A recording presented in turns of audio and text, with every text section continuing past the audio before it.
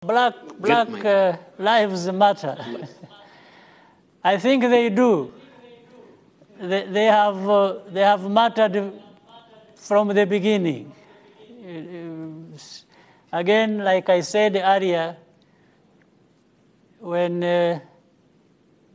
maybe you are a Christian like me, so when God was creating, the universe, on this side, I prefer not to think like a scientist, but like a Christian. So there is somebody maybe behind the creation of the universe. And when our planet, our place, this planet Earth, as we find ourselves here,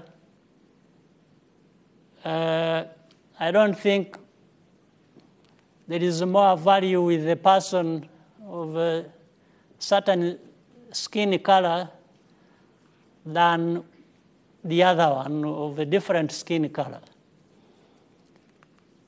But the whole history as we know it and so on,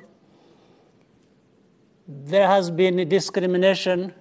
Discrimination has been for many reasons and on many grounds. But we know it that in some places, black people have been discriminated against. Again, I want to go into too many details about the history, but that has developed into a fact that black people have been discriminated, not in just one place, but in many places. In fact, some of them have been discriminated even in their own continent. Even this continent of Africa, this was for the majority of black lives, even they were found there to be discriminated against. So the story about that, therefore, is very long.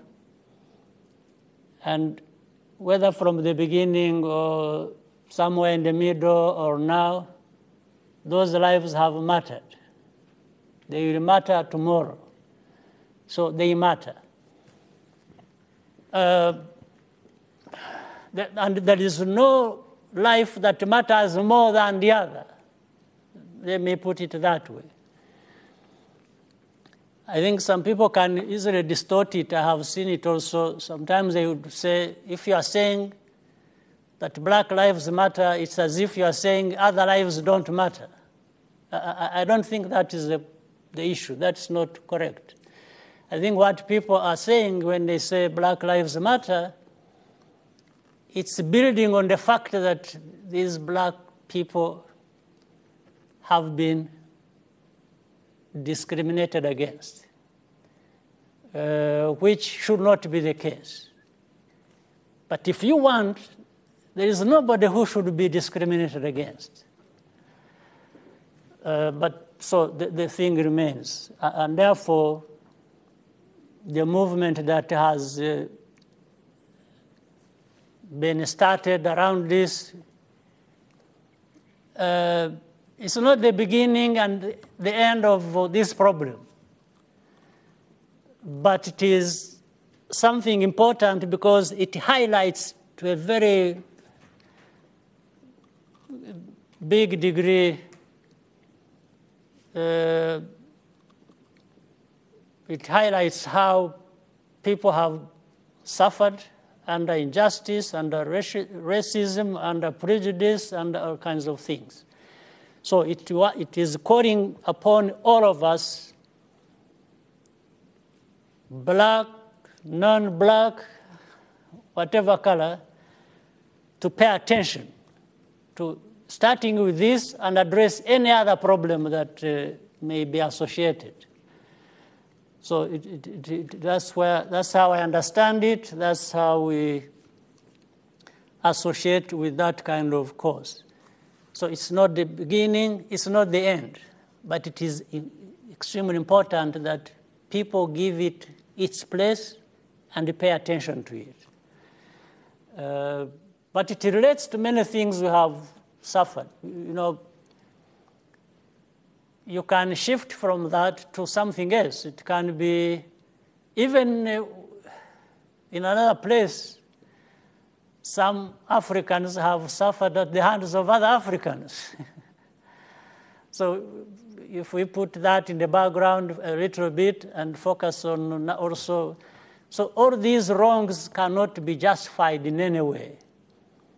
But there is this bigger problem represented by the movement of Black Lives Matter, and there are many other problems of different kinds and degree that people would be reminded of even by this bigger problem.